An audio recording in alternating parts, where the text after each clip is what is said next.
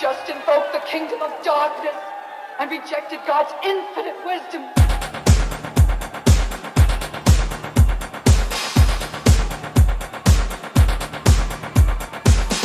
Just invoke the kingdom of darkness. Just invoke the kingdom of darkness. God forgive you. God forgive you. And now you deny it. And now you deny it. Now you deny it. And now you deny it. Gateway to hell.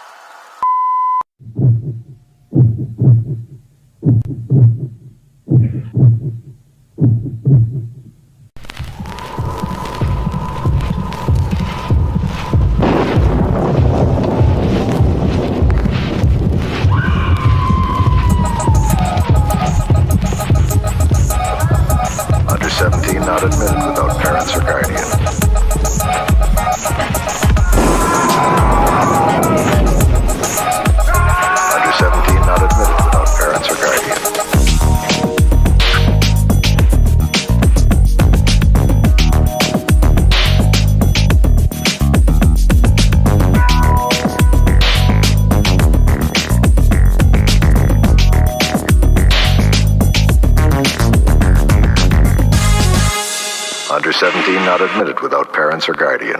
Oye los trombones que suenan más bajo y es más sensual.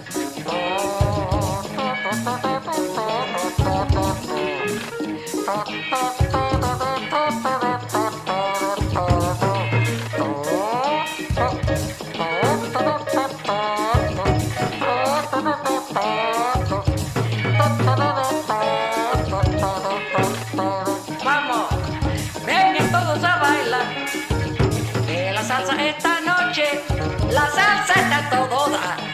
Vamos, vamos, vengan todos a bailar. Que esta noche la salsa está todo da. Hey, all you god monsters and demigod monsters, you fans of fantastic films, welcome once again to this little live stream we do called the Drive-In Asylum Double Feature. What's everybody been up to? How you doing, Bill? I'm having a little bit of fallout from post-Monsterama depression. Yeah, it happens. Because, we build it up so much in our minds, and then it's 2 days, Yeah, and then boom, it's over. yeah. And maybe we shouldn't do that. Talk about it so much. It's funny because I asked Chris about it, and he goes, "Well, I'm going to that other thing tonight," because he's going to that massacre in Chicago. So it's like I've been checking in on his updates all day. But I had a blast this year. But I always forget that drive home on the second night is the saddest drive back. It's like it's almost like hypnosis. Yeah, the drive home because it's late. I don't know. Is Becca awake when you're driving home? sometimes. Oh, okay. Not always. Not always. Mark's usually like, either asleep or awake, but not talking because it's 4 a.m. So, it's like a very strange experience to drive at that time of the night anyway, where there's hardly anyone else on the road. And then you're just like an hour of staring at that road. White line fever. Yeah. Yeah. I guess I wouldn't have made a good trucker, right? Yeah, you might have been. Beth asked, "How was Reggie at the drive-in?" I think Reggie had a great time. Reggie rocked it. Yeah, he loves everybody. He's so excited. My favorite part was when it would get really dark, he would just run back and forth and just howl and just go woo. Like, what are you doing, dude? Chill out. He gets a little excited, but yeah, hey, I got to tell you, Scum of the Earth, Poor White Trash 2, amazing to watch in the theater, in a drive-in. The whole time I was watching it, like, it was crazy because we had like the best weather I think we've ever had, and unbelievable. And like, it just hit me all of a sudden of like how lucky we are, because not everybody gets this, right? And it's just like so astounding of like to be surrounded by the clouds and the moon and the stars, and like seeing a movie you never expected you'd get to see in this form. Do you know what I mean? Look this good. And it's just like such a good time. And it looked beautiful. Grindhouse releasing, kudos to you. It just was like a whole other experience. Well, I've only seen it on VHS. I did not see it theatrically. Yeah. And actually all the movies, to see any of the movies that we saw, I've really come into loving Mark of the Devil, and I've really enjoyed seeing it. Even it's a ridiculous film, but it's like, it's great to see. It was really depressing. It's super depressing. It was depressing because all of the characters are manipulating each other. Oh yeah. And there really aren't that many people to root for, even though you feel for the people that are getting, attacked and burned and, tortured just at the whim of somebody else. Just like, oh, well, I think you're a witch. So, oh, you don't like me? I think you're a witch. And it's all about like getting people's property for cheaper. It's not really about religion. Do you know what I mean? Like, it's, it was a real estate grab. Yeah. And it's great because like so much of the ads for it are like, exorcism won't let go and all this stuff. I'm like, that's such a minor point. This is a very human drama of people being horrible to people. It's not really the possession parts are very in the background of it. There was nothing supernatural in that movie at all. No, it was. But the ads are all like, rated V for violence, and Wow. well, that part they get right. It did have a lot of violence in it. I'll give it that. In fact, I don't know. Um, I'm not sure if I ever saw that movie. That might have been the first time I saw Mark of the Devil. I first saw it like a couple weeks before because I wanted to see it so I could write it up for my drive-in recap. And I was like, wow, this is good. But like to see it also, like, it's one of those movies where you're like, maybe I shouldn't, like, I don't want to find anybody else that's too into it, because then it gets kind of creepy. They're like, oh, Well, yeah. you know what I mean? Like, it's like, oh, there's a reason you like it this much. Yeah.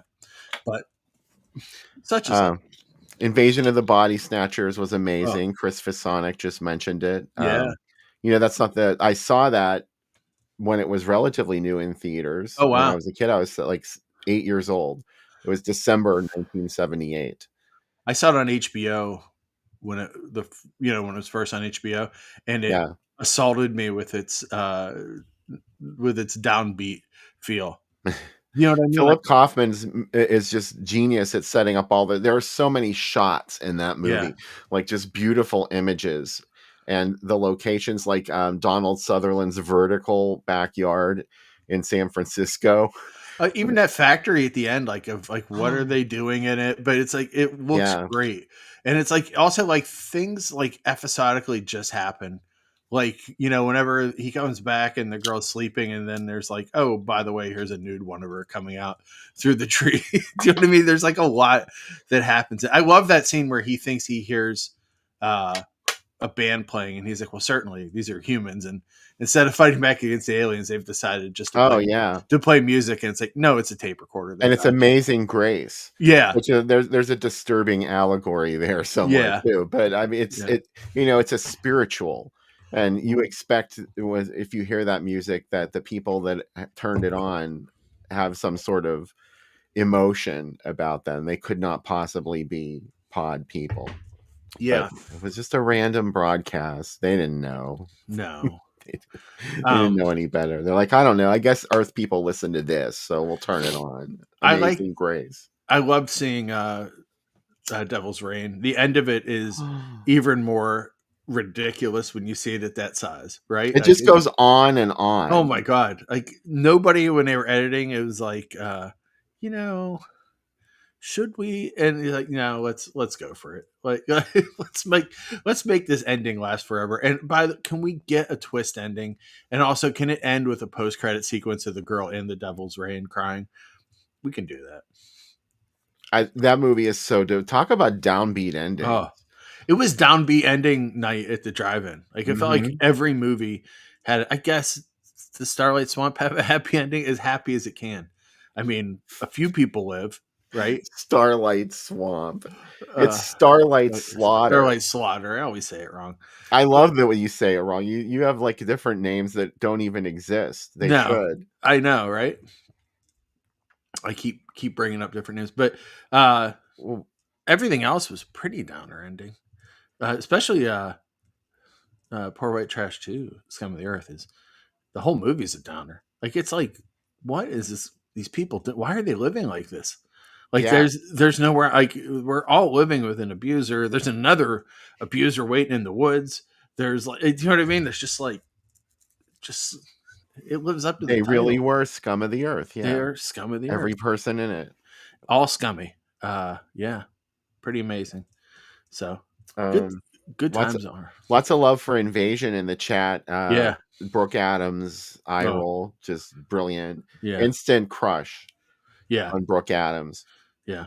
And the man dog, of course. The man dog's a big deal. I mean, the man dog very much upset me when I was little. As I was like, what is this? I want to know. I can conceive of a pod, a human being and a dog merging in a pod, but why did a banjo play? Do the banjo sounds follow them too wherever they go? I guess it has its own soundtrack. Like, I'm gonna get you, sucker. How, like, you get your own theme that plays wherever you go. Well, it's a crucial moment for young Bill when Veronica Cartwright is giving that dude in the mud bath a massage. Oh yeah, that's chubby guy. Yeah, some good stuff for you there. Uh, it was Nimoy is just oh, genius in that movie. yeah. You don't expect. I think at that point, audiences were like, "What Nimoy's? Oh, there's no one bad per se, right?" But like you're like Nimoy is one of the. But the more you think about it, with these body snatcher movies, if you look at it, did you ever hear Tarantino's idea for one? No. It was going to be in a southern town during the 60s, during civil rights, and suddenly like all the racist people started treating black people really well, and like all the people that were horrible just all started working for the good of the community. And it's like, oh well, they're pod people. So it's like, what are we really rebelling against if we're all like working? We've all achieved like one global consciousness and we're working together. Is that the worst thing that can happen? And that was his like take on it. Yeah, that's actually. I'd like to see that movie. Yeah, me too. I think make that. Yeah, but that's the interesting thing about it. Is like as you get older, you're like, is it? I mean, yes, I believe in free will, and yes, I believe that we shouldn't give up our autonomy, but maybe the planet works better in the sense. It's the same way as like what cost, Sam? At what cost? I know. It's the same thing as these James Bond villains in the 70s, where they're like, the planet's being polluted. We have to fix the planet, and they're like, okay, yes, do they have to wipe out half the planet to do it? Yeah, but are their hearts in the right place? Maybe. Maybe. I love that part where Donald Sutherland loses his cool after Pod Jeff Goldblum comes back and agrees with Leonard Nimoy. He's like, you never agreed with him in your life. Oh, I know. Like, all of a sudden, like they're agreeing and talking. I like that none of them think he's gonna go batshit. Like, right? Like they're all like, you get it, right? You understand. And then he's like, he just starts like attacking everybody. Well, he's so they're so surprised throughout the whole film, really. That's one of the few moments where he just sort of like loses control. Oh, it's so good. I remember seeing it as a kid and like just being like shocked that was the ending, and shocked at like a lot of the stuff that happened in it, because I wasn't ready for it, for that whole the 70s are a downer decade there. This is the end of the room. It is the end of the world decade. I mean. Yeah. It's like that's why I called my blog Groovy Doom. Yeah. I thought I was only going to write about movies from the 70s. It's true though. I mean, even like you go see a movie, like some of the race movies, like race car movies, where you're like, oh well, this is just a fun exploitation movie. Like, no, everybody dies in the last 30 seconds. I was not prepped for this. That's pretty much what the 70s are all about. The 70s are like, hey man, it's bad. The Omega Man had a downer ending. It does. It was written a long time before that, but he helps, I guess, save the people. But if they did what they were supposed to do, I mean, we don't know. Yeah, we really don't know. Yeah, he's like, I like that they set up that spear a lot earlier in the movie. That spear was on the balcony that the guy throws. Yeah, it's like Chekhov's spear. It's like, I wonder if we'll ever get back to that, and it totally comes in. I love the book I Am Legend. Oh, and yeah. The Omega Man, I don't know. I always had this idea that it didn't stick very close to the novel, but it kind of does. Yeah. I don't really remember. I like the beginning of it, where it's just like he's just like having the time of his life, driving cars and doing all this shit. Okay, I remember now. You remember what my bone of contention was with the Omega Man, right? Because he was just bebopping around. Oh yeah, the last man on Earth, driving around LA, and he knows there's these people that are like chasing them, and he's like randomly firing into those buildings to kill them. Yeah, so they're there and they're lurking. And what does he do? He goes into a theater, a movie theater, and sits in the dark and watching Woodstock for the umpteenth time. So they were all, and then he comes out of the theater. He's like, "Oh, it's almost sundown." Well, you didn't know that? That's like the most important part of your day, is being. He's like a reverse vampire. He has to be in where the vampires have to be in for daylight. He has to be in before it gets dark. They're at this like constant state of.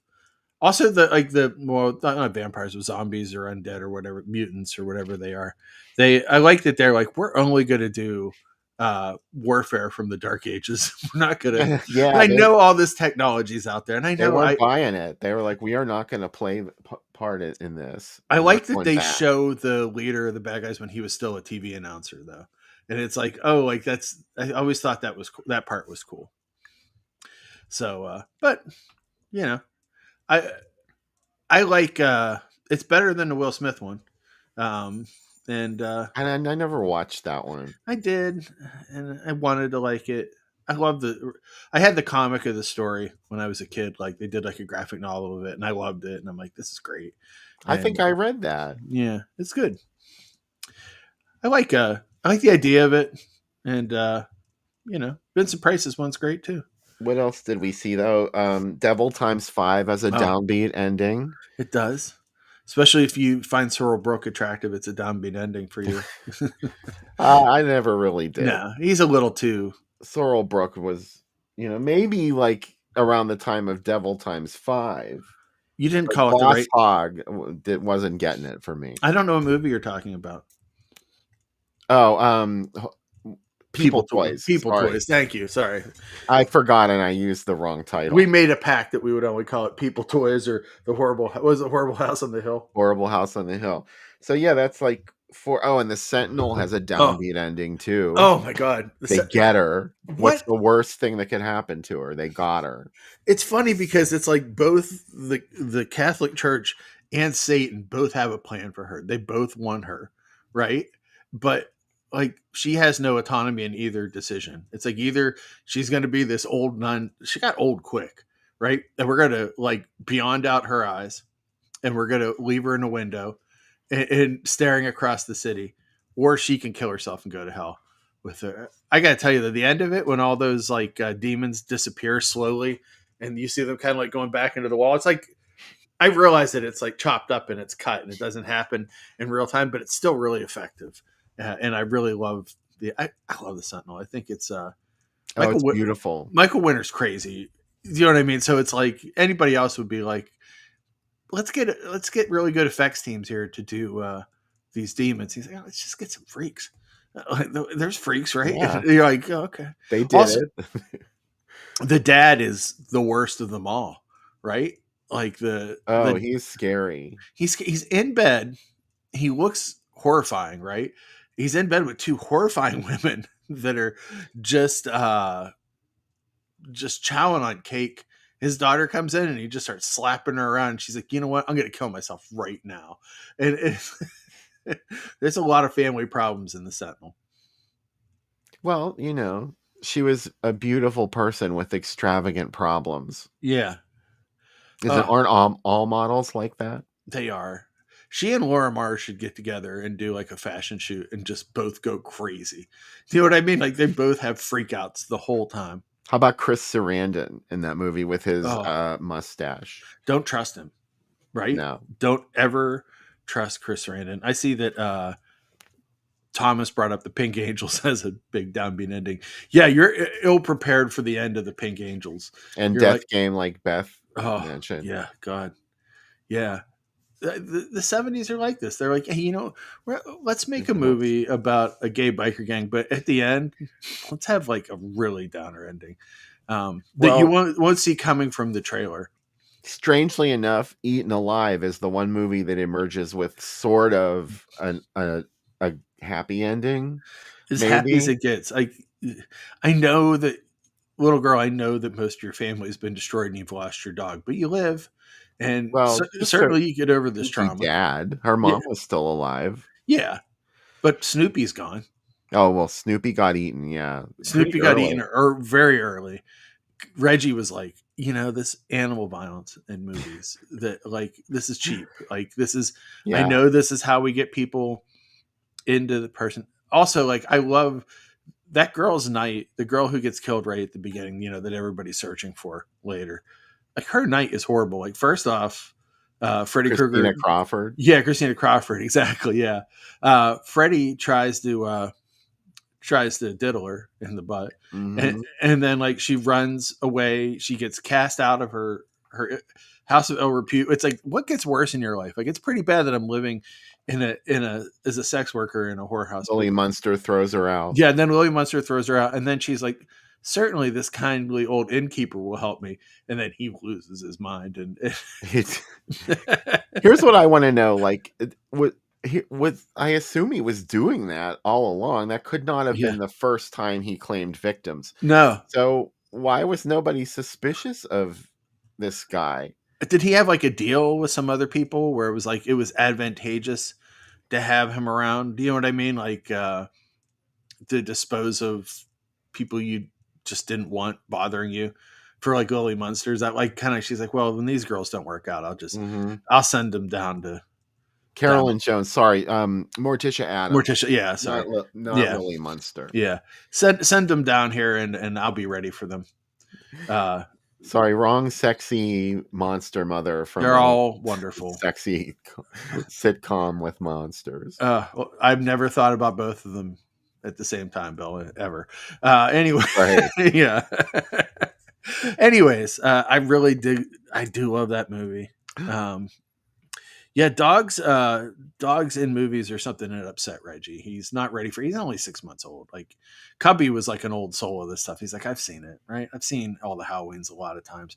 With Reggie, we got to like walk him through some of the rules of horror, and he's just not ready for them yet. But we'll get there. We saw a trailer for Race with the Devil, and that made me super happy. Never forget, it's an RV movie, right? Is there something wrong with the broadcast? I see people in chat. I just see that the video to the right is not playing. Yeah, that stopped. Something happened. Huh. Well, the chat's still going. Can everybody hear us? That's an important question, probably. Let's get rid of it. Yeah. Sorry. Oh, okay. I think the video just fucked up. Oh, that's all right. Yeah. This is a learning experience. This is the first time that I've done a broadcast with my new computer setup, which I really have to... First of all, a big thank you to all of our sponsors. Yeah, a lot of nice program. Tim Hemphill, who gave us a little ching chong at the drive-in, and also Frank Palvino. We also saw at the drive-in. Thank you guys very much. Steve Wilson sent some love, and Michael Orlando Yacarino, one of our lurkers who watches. He's never in the chat, but I know he's out there watching, so thanks, Michael. And the biggie though was Nora, who sent us a nice chunk of change. And wow, thank you so much, Nora. You know, you paid for at least half of my new setup with that, so cheers to all of you for supporting this show. We're so glad that you guys keep coming back and watching it so that we get to go somewhere and talk about movies. Speaking of us talking about movies, Sam, you may have seen it go by on the marquee tonight. Next weekend, we will not be doing the show, but if you're in Pittsburgh, good news. You can come to Swickley. We're going to the fanciest city in Pittsburgh. The most toity part of Pittsburgh. I don't think there's a better part, like a richer part of Pittsburgh. And there's a theater there. And Bill and I are going to be presenting one of our favorite movies. They have like asked us to intro Demons, which is crazy, and we're super excited about. So we'll finally get to figure out what the hell happened to Rosemary. Oh my God. I like that a completely disreputable horror movie is what we're introducing. It's a 2-day festival with the Pittsburgh Moving Picture Festival. The Thriller Picture Show. Yeah, thank you. I always say stuff wrong. That's why. I think you were right. It was like, 2 parts to them. The first night is George Romero's daughter's new movie, is the main movie. And then the second night is Demons. So lots of other stuff too. So it's going to be a really cool event. So we're super excited. You can get tickets at thelindsaytheater.org, and that's Lindsay, Lindsay, not E. I forget which one Lindsay Buckingham uses. I think it's an EY. Yeah. So anyway, we hope to see at least some of you there. Yeah. I know we're all pretty far flung, so I know we'll see nobody there, but If you we can, expect people to come. we will capture some video of that event. I think we need to. But it's exciting. We got a lot of time to talk about demons, something that probably we don't have to do any research on, but that we'll probably need to get together and practice at least once or twice. But yeah, excited. It feels like they're like, can you guys fill like this much time? Like we could fill 2 years talking about Yeah. demons if you'd like.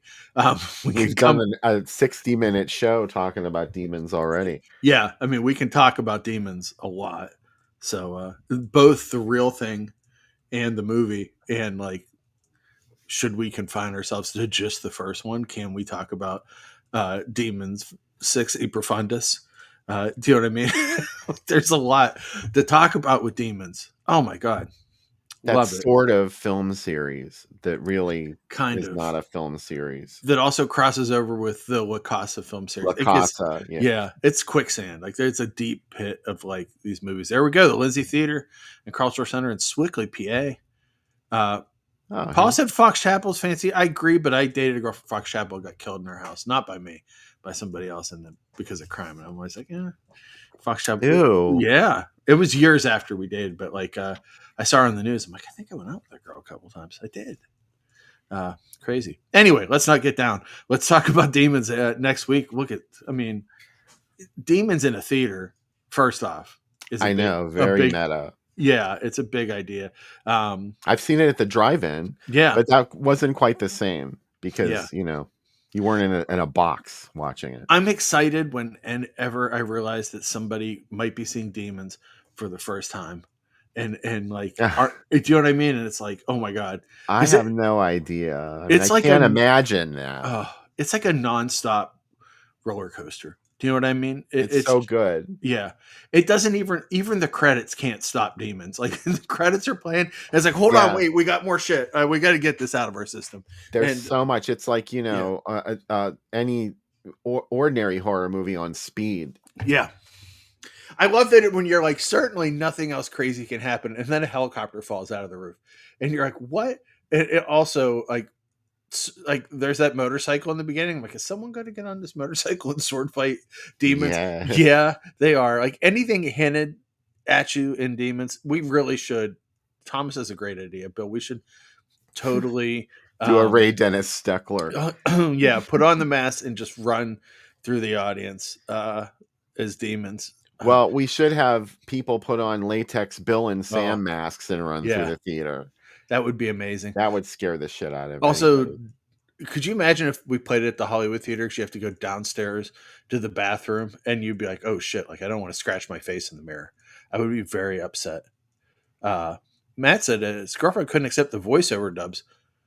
You got to get. I mean, that is Italian cinema, my friend. I mean, that is the joy of it. I think that's the objection that most people who were used to like mainstream American movies probably felt about seeing any movie like that.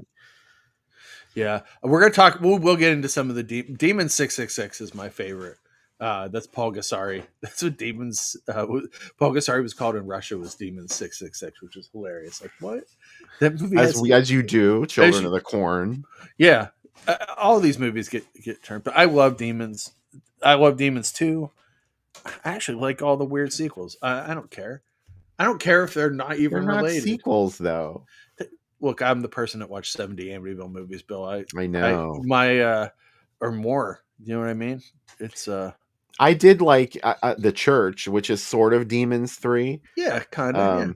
But it was originally going to be Demons 3, and then they changed it into something. It's way a little too more fancy. arty. It's way. He was because he was like, I don't want to make any more of these pizza horror movies. That's his exact term for demons. He's like, I wanted pizza. Dude, is pizza bad now? Even the worst pizza. Even the same thing with demons. Even the worst demons movie, Demons 3: The Ogre. Even these movies, I still like. Do you know what I mean? Like, all I need is God. You just that weird dark film stock look of an Italian '80s movie and shot on film, and I'm like, yeah, whatever you want to do, I'm here for it. It's why I like Manhattan Baby. Like, I know people hate it, but I'm just like, I love it. I love it. When it starts, the first couple seconds, you I put it. definitely hated Manhattan Baby for that reason Oh, about the dubbing. Not yeah. not necessarily even the dubbing, but there's like a certain disconnection from Oh, reality that takes place in a lot of Fulci films, many Italian oh. horror films, and Manhattan Baby really ran with that. Like there was so much of that in Manhattan Baby, I just could not accept I it. love it. I also love Italian films that start in America and somewhere along the line, like, okay, we're back in Italy now. I get it, but You like mean Egypt? Egypt and like all this. But I love this. Is why I love. I've talked about before Ghost House, because there's these long discussions about American stuff, and you're like, "Look, we get it, right? Yeah. We get that you're trying to tell us that you're an American movie. We can tell that even though you shot a lot of this in America, you have not made a movie for Americans. You've made a crazy movie, and you know." Who is more popular in your town, Simon LeBlanc, Simon LeBlanc, or Kelly LeBrock? And it's like no one's ever had this conversation. No one's ever got on the ham radio and talked about chili for an extended period. No one's on the ham radio anymore. Yeah, wow. Also in the chat earlier, I saw Phil finally watched Tintuera, Bill, which this feels like a major thing to In talk about. Seminoid. He watched Insomnoid and Tintuera, Oh, getting did ready he say for that? yeah, getting ready. And he said there's a lot of human on shark violence. Yeah, Yeah. yeah. Tintuera is like not for like. Also, it's two things. One, it's like, are you going to be offended by the rampant human on shark violence, or are you going to be like, I came here for a shark movie. Suddenly, I'm in a relationship drama about two dudes that would be much happier together. And oh, I can't handle the animal violence in Tintorera, and yeah, I don't know. I just choose to look away, I yeah. guess.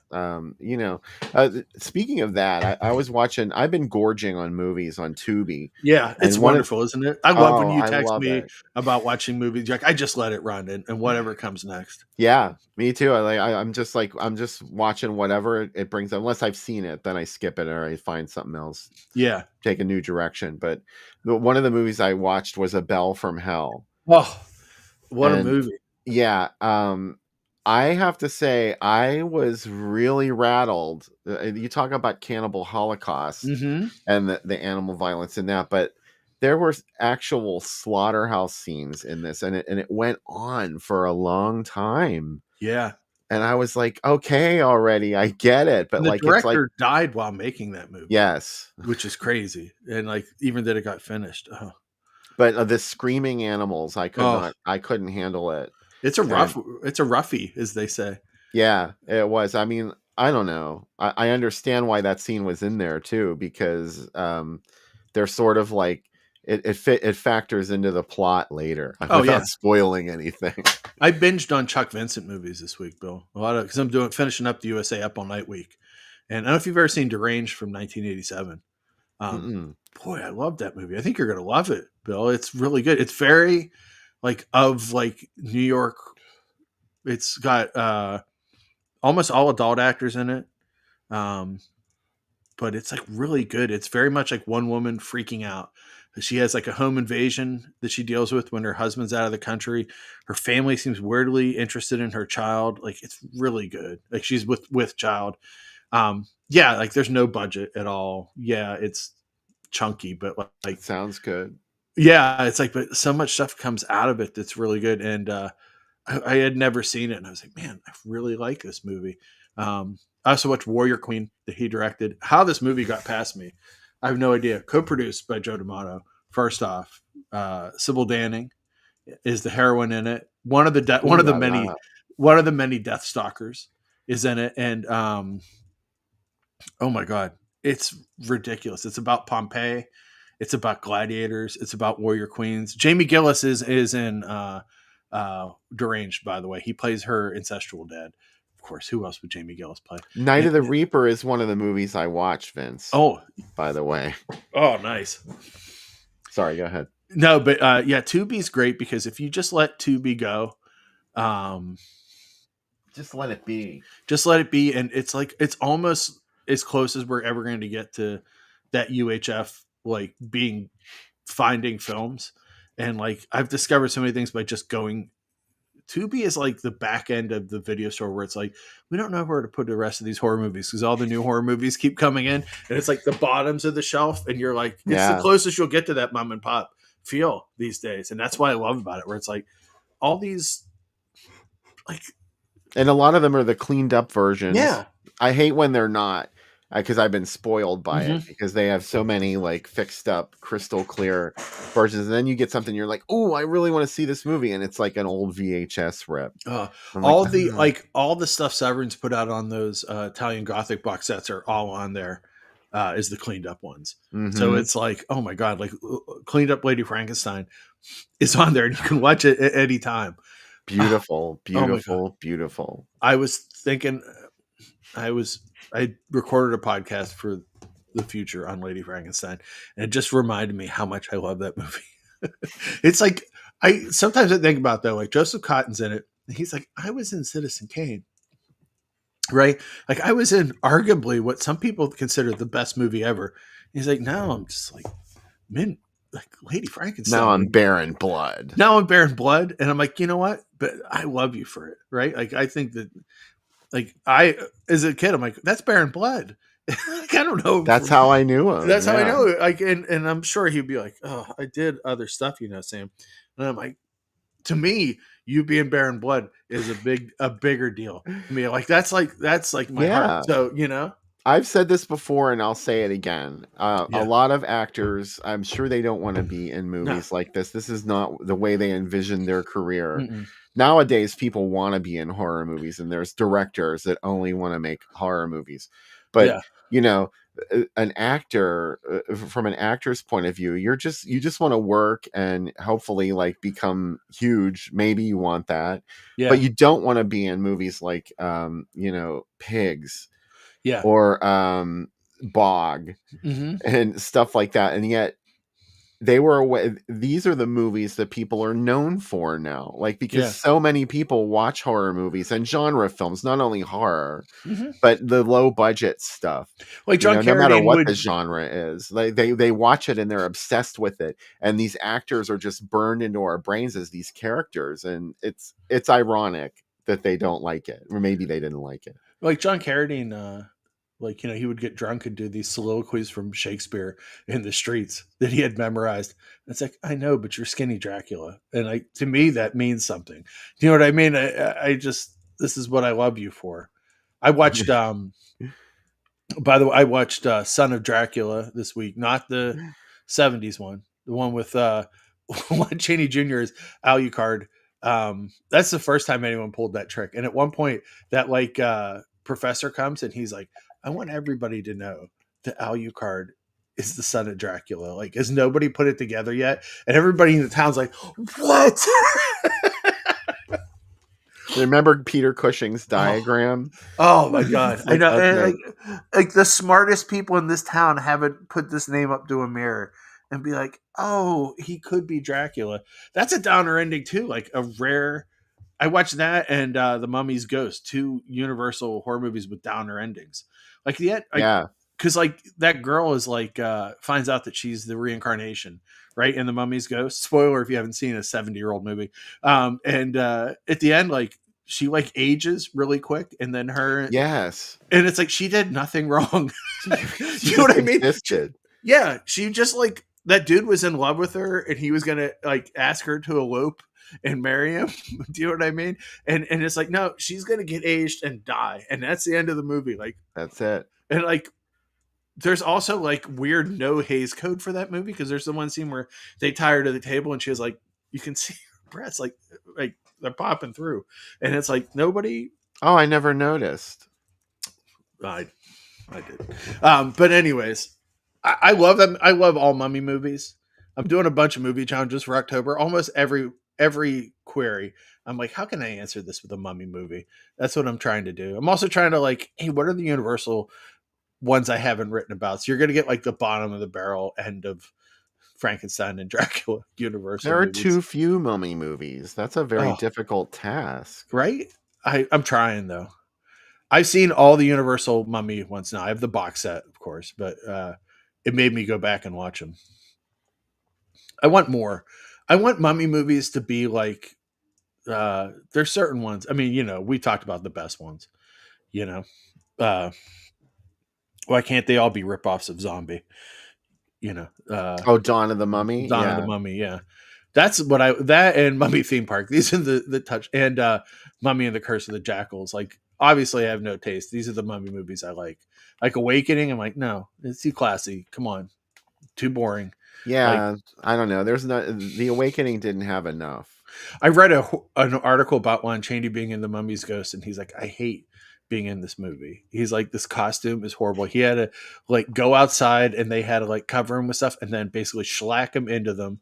He couldn't see out of one eye for long periods, and like he's like, it is hot. I am claustrophobic. How did he piss? It's in the costume.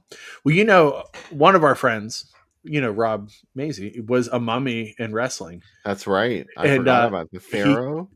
He was Karis the Mummy in Smoky Mountain. And we asked him about it when we went to dinner a couple weeks ago.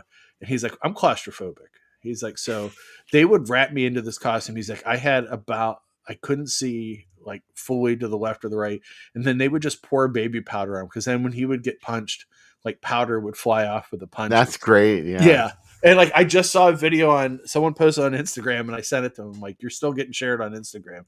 He's like, I only did that for like 2 months. I'm like, well, you're still famous for it, And it was great because during one interview, his manager cut his thumb and sand poured out of his thumb, which I find hilarious. And I said, if you had just pushed that, like, I really think you would have like gone somewhere with it. The other thing that happens in The Mummy's Ghost is that, speaking of Carradine, he plays like the priest who has to find the mummy and use him, and he's in charge of him. And when he finally gets the girl, he's like, she is the hottest girl I've ever seen. He's like, fuck this mummy.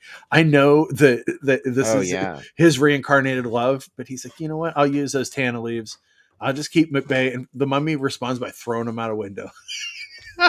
You do not play with the mummy. He's like, I love it so much. Does not work. I also love the Hammer mummy poster where there's just like a hole in his stomach and light is coming out of the hole in his stomach. Oh man, I would stare at that thing as a kid and be like, oh. like you said, there should be more mummy movies. Like, it's a great, if you lean into the zombie side of the mummy, people are like, the mummy's kind of boring. Like, no, he's not. No.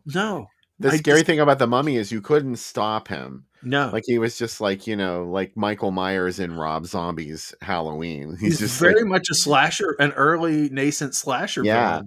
And that's what I like about him. Like, he can't be stopped unless you have like the tanna leaves and you can control him, but it never lasts. Right. And like, he's a tragic figure. Like, he just wants to, like Dracula. I know they ripped it off from Dracula. Like, my reincarnated love. Where is my reincarnated love?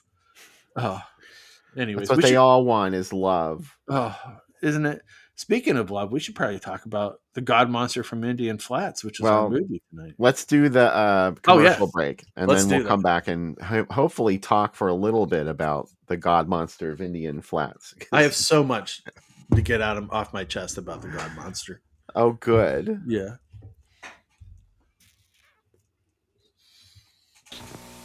I'm Betsy Palmer, and I'm going to liberate the dishwashing commercial from the kitchen. Because frankly, it doesn't make any difference which dishwashing liquid you use out here. Any good brand will get your dishes just as clean as Lux.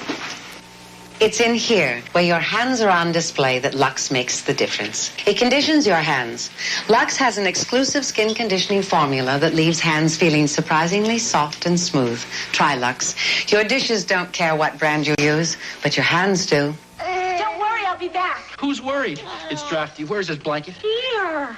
Ooh, it's not soft enough for him. Honey, he's right, but I've tried lots of softeners, even liquids. Not new Downy. New Advanced Formula Downy out-softens all other fabric softeners, even other liquids. No other brand can touch new Downy's softness. Soft? New Downy softens best. April fresher, too. Okay, sport?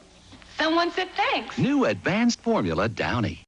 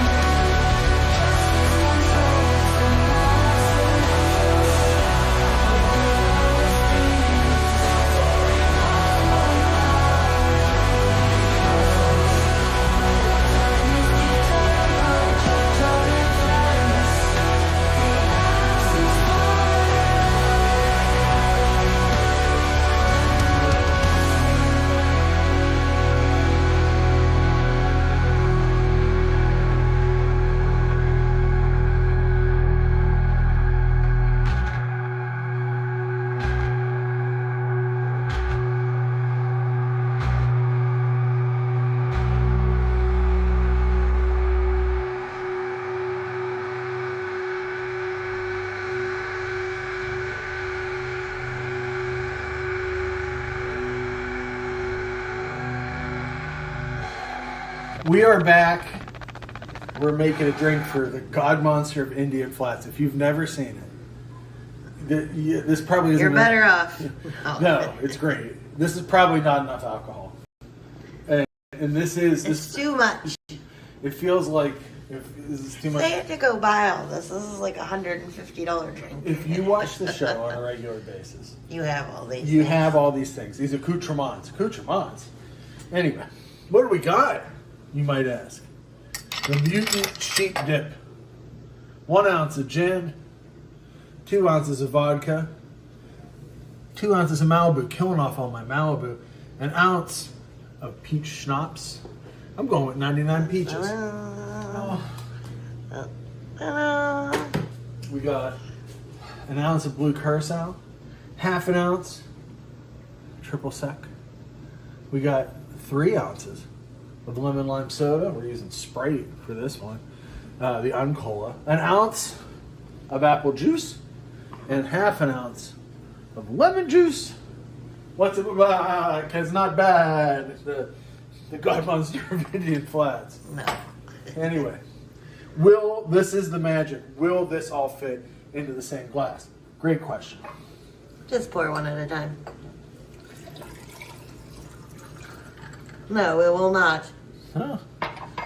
Interesting. We don't have any bigger glasses. You do. I do? You in that cupboard. Which one? The corner. You could use one of those on the bottom. It feels like I would make a mess. Let's just go with this. Let's just top it with some. Let's just top it. Yeah. Oh, doggies. Wee doggies. Don't stir viciously. Those- Gentle. Gentle. I don't know gentle. And then you have to lean down and sip it. Becca said, I told you to use all the stuff we had, not all the stuff we had. Look at this, Pazuzu. Look at this wonderful glass. This looks like Kool-Aid Man. Gonna bust on through the wall. He'd be like, Sam, you're getting fat. I'm like, Kool-Aid Man, it's your fault. Lean down and sip. Here we go. Zuzu.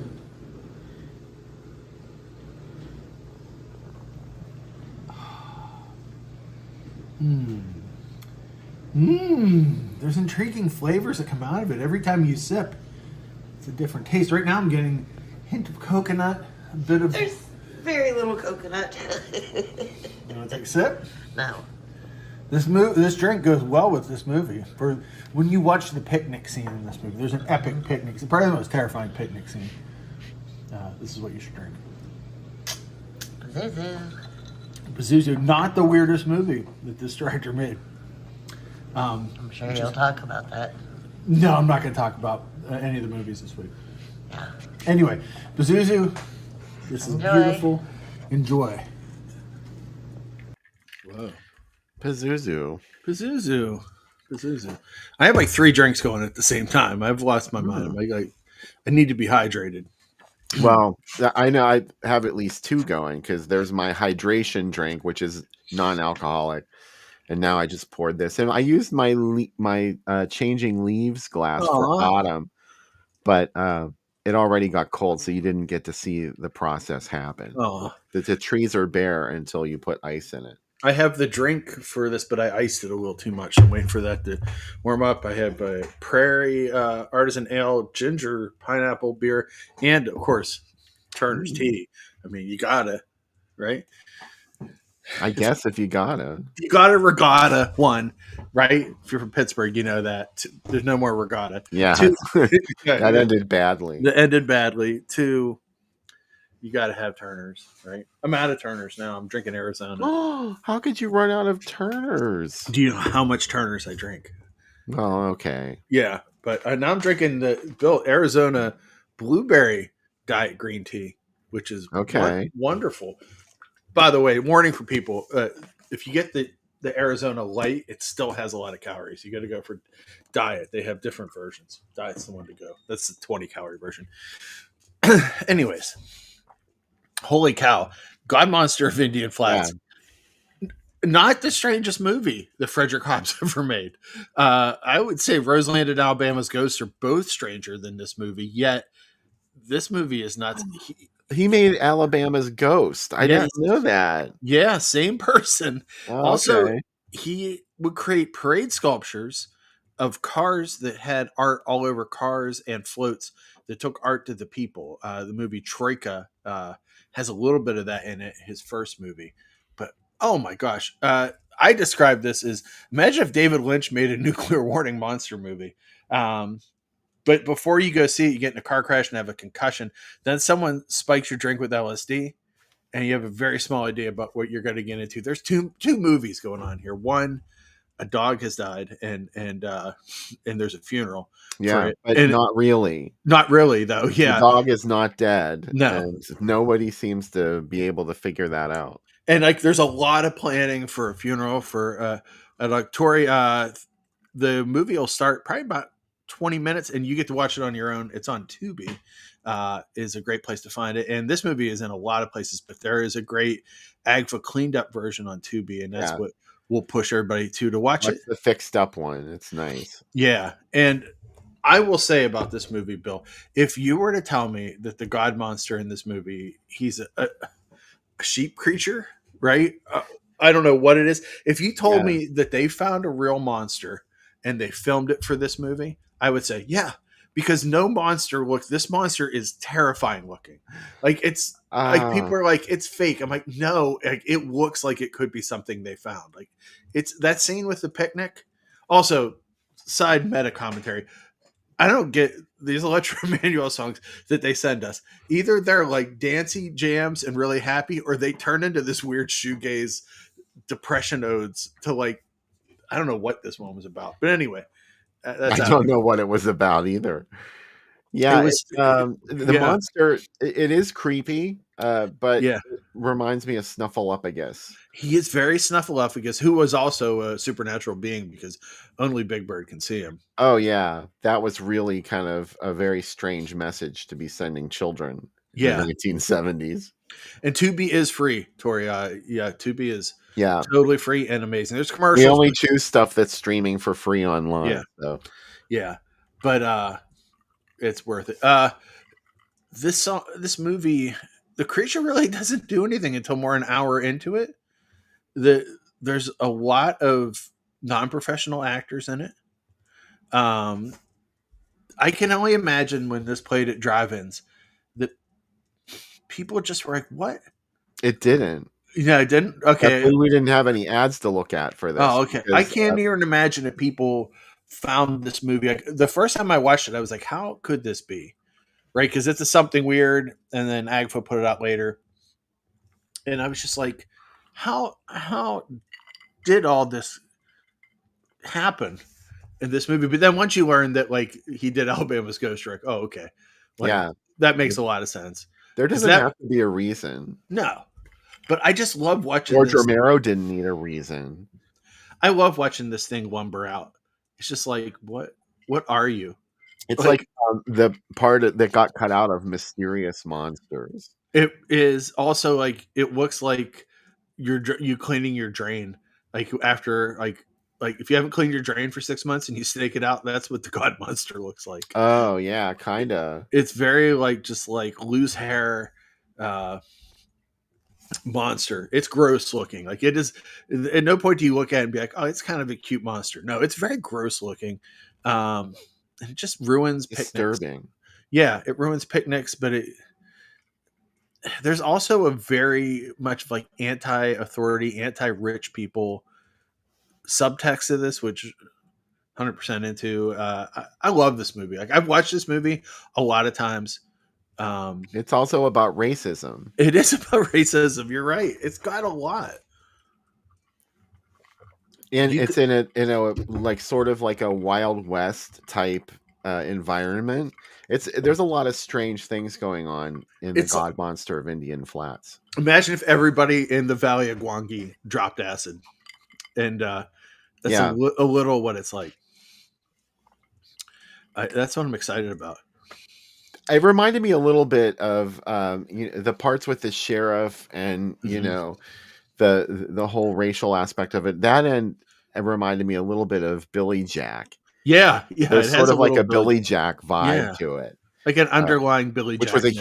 huge hit in the Oh. in the 70s before they made God Monster of Indian Flats. So Like maybe Born Losers was a big enough hit. They're like, let's make Billy Jack, and like, but we killed him at the end of Born Losers. Like, so nobody cares. poo poo. Fuck it, right? Like we could. I mean, same as Black Caesar. They're like, he died at the end of Black Caesar. And they're like, well, we can make another one. Come on, guys, get it together. Who gives a shit? It's our movie. I mean, they were going to make Thelma and Louise too. Yeah. Remember, they were talking about that. I'm like, that's what I drove into the fucking Grand Canyon. I love that nobody wanted to make a third Planet of the Apes whenever they started making the second one. And they're like, there's no way we're making another one. And like Heston was like, the only way I'm going to make this movie is if you kill off my character. And everybody's like, let's just blow up the whole world. Like a nuke goes off at the end of it. And then like 2 days after, when they saw the first box office receipts, they sent the producer a letter, a telegram that said, more apes. And they're like, how the fuck do we fix this? Arguably, it gets even more awesome, right? But still, like, I love that. Like, you know what? Just make more. We'll figure it out. I mean, I could argue that the second. I know it's not a sequel. I like Patrick Lives more than Patrick, right? Oh, way more. Way more. Patrick Still Lives is what I wanted Patrick to be. Oh, that movie is like sometimes when I'm having a rough day at work. Some advice for everybody. I sit around and I think Patrick Still Lives exists in the universe that I'm in. And like somebody in Italy was like, this is kind of boring Italian ripoff of Carrie. What if we just went nuts? Like, what if like every bad impulse we had, like you shouldn't put that in a movie. Like it's Australian ripoff of Carrie. That's what I meant. Sorry. Thank you, Bill. Well, it's an Italian ripoff of Australian. Patrick Still Lives is Italian. Yeah. And it's just like, what, how, why, who cares? Right. Like it's great. Like you see other movies and you're like, they like threaten a woman with a giant iron bar going into her body. And you're like, they certainly won't do that. And Patrick Still Lives is like, that's like 20 minutes in, buddy. Like we got a lot more movie to go. And you're like, okay. Man, they made a remake of Patrick in the 90s, and I was like, what do you guys do? Really? Yeah. It's not good. It's like, it's not as good as Patrick. And I'm like, the bar has already been raised for what Patrick movies can do. And you are now asked to climb above this bar. And they're like, yeah, well, let's make it kind of classy. No, that's not what we want anymore. And by us, I mean Bill and I. Bill and I are like, like the guys on the Muppet Show up in the what are they, Waldorf and the other one, the judges up there in the Statler and Waldorf. Yeah, that's where we're like, no, that sucks. Like that's us. That's us, Patrick. This heavy metal soundtrack's gonna give my hearing aid a hernia. Did you see the Saturday Night Live sketch where they kept getting beat up by the security guards? No, Statler and Waldorf. Yeah, they were like, "Please be quiet. The audience is trying to. I mean, the performers are trying to act, and they just keep saying stuff. And they get beat up, and finally, the security comes up into their little thing, and they're like, "Can't you admit that the show that we're watching is horrible? This Muppet show is horrible." So finally, the security gets into catcalling the show with them. It was a pretty cute little sketch. But yeah, they're my favorite. Me, I'm not super Muppet fan, but they're my favorite Muppets. So because they're mean. Anyways, God Monster. I think those are life goals for you and I. I think they are. Like, I want puppets made of us that you can just put in, like the Hollywood Theater, that just yell about movies. Say, no, not this. I'm telling you, we need to start disagreeing more, like Siskel and Ebert. We need to have a Siskel and Ebert fight over something. We'll figure out what it is. I think the closest. I think Manhattan Baby is our moment. Yeah, but I don't hate it enough to like. It's not that I hated it. I don't know. I need to watch it again. Like I have an Eye of the Evil Dead poster down here, Bill. I mean, I am like I love that it had that title, and like no one showed it under that title. There were maybe like 3 screenings in Grindhouse. The poster is beautiful for it. Though. It is. It's like they spent all this money on this poster and they didn't do anything with it. It's so beautiful. You know what was fucking great about that, Sam, is there used to be this horror host called Mona. Yeah. And remember her show Mona's Place? Mm-hmm. She was like she was a meteorologist from Cleveland, I think, somewhere in Ohio, and they needed a female. They needed a horror host, and she became the horror host. She was Mona, and like she was kind of an Elvira knockoff, and she had large breasts that were accentuated. At least her gown made them look like that. Yeah, and it wasn't really particularly original, but she was really personable, and she had great movies because they got this package from Continental of stuff, the 21st century stuff, all showed on her program. That's the first place I saw The Deadly Spawn. Oh my God. Was on Mona's place. And she showed Eye of the Evil Dead. And unfortunately, I didn't get to watch it that night. So I never saw Manhattan Baby on TV. I wish I could tell you that. I wish I could claim it.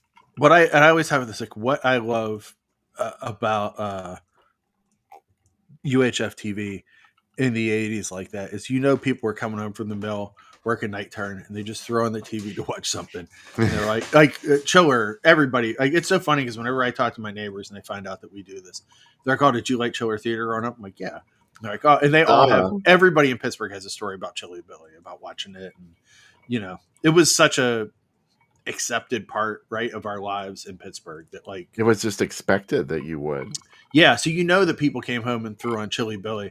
And whenever I see some of the shows that played on there, keep that in mind. We might be doing something. I'm doing it all in October on my site of his films. And whenever I see one that's on there like that, I'm like, he played. Like, Marta's the one I always go to. Like, people came home from the mill working all night, and then Marta was on at 1 a.m. And they're like, what the fuck is this movie? Marta, Belle from Hell. Belle from Hell, yeah. What do you call it? My brain dead for a second. What's the Bible one with the mannequins? Hatchet for a Honeymoon. Hatchet for a Honeymoon. Yeah, that's a crazy movie. To not be prepped for that movie. And I saw that on Chiller Theater. In fact, I remember the sketch that they had before, and they used to do sketches. Yeah, and sometimes he would do a lip sync to a song. Oh wow! And he was lip syncing to. Someone's knocking at the door. Somebody's ringing the bell. Chili Billy did this whole lip sync routine to it. And Janet, the fudge maker, or somebody was outside with an axe because it was Hatchet for a Honeymoon. But there was like a woman brandishing an axe in it over and over again while the music played. I'm like, you could never get away with that now. It was the actual Wings song. Yeah. Well, it's like on what do you call it? On Superhost, they just did a whole video for Convoy, like a whole one with like toy cars and everything. And it was like, they didn't pay for that song, but you know what? Like, nobody really cared back then. It was like, oh, this is funny that he's doing this. Yeah. And it was like every week people would write in letters like, we want to see Convoy again. And it's like, but I'm looking through like some of the movies that played. I just finished the end of September is the end of USA Up All Night, but there's certain movies that played on both on USA Up All Night and Chiller that played like 10, 15 times, that you can tell like these are the movies that people wanted to see the most. Do you know what I mean? Like, that people got asked for. And I just love that. That's, and Steve Vince brought Marty Sullivan, Superhost. Like, this is a guy that was doing the news, or he was like the news, the weather guy. And then, like, he just ended up getting this character. Chili Billy, for years after, still did the weather after he was done doing the show. And he did bingo, and he had his radio show. But, like, he was such a part of the fabric of Pittsburgh. Like, my mom does not like horror movies, but she watched Chili Billy every week. Yeah, that was the same thing with my dad. My dad watched Chiller Theater all the time, and like it led me to believe that my dad liked horror movies. That's the reason I like horror movies. Yeah, because of that. And then eventually my dad just didn't care anymore, and I was like, wait, no, you can't do that. It's so amazing to not care about Chiller Theater or horror movies anymore. Well, it's like up until like, I don't know if people realize this, that like Saturday Night Live played on delay in Pittsburgh, or played on a different channel because Chiller Theater was such a big deal.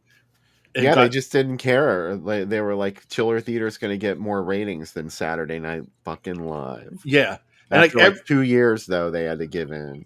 But that's crazy. Like, everywhere else in the country, Saturday Night Live is this big cultural like force. And in Pittsburgh, they're like, yeah, well, a little busy watching monster movies.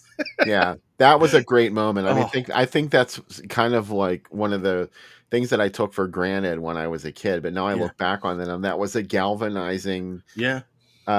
factor in my horror fandom Yeah. and movie fandom in general. I mean, that was just like my touchstone for getting into movies in the first place. I'm going through the list of stuff and picking. I'm doing like 1 or 2 a day, all in October, and I'm like, there's such like a rich like number of films of across so many genres that played Yeah. on Chiller, and it was like you said, like an education for people watching it. Like you could see a Godzilla movie one week, and the next week it's a Universal movie, and the next week it's a regional horror movie that got picked up in a package.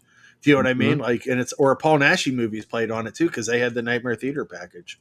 Like a lot And of some stuff. what the fuck things like Lipstick played Chiller Theater. Yeah, Lipstick did, and then Vince mentioned that earlier. Yeah, Night of the Witches played Yeah. it. I can't believe that Lipstick played on Lipstick, regular. why? Well, on regular TV, like played on Chiller. Amazing. Well, the God Monster of Indian Flats never played on TV until maybe like MST3K did it, or was it Riff Tracks did Riff it? Tracks did it on the after the one of their the ones you can watch on Tubi. But you know what? Like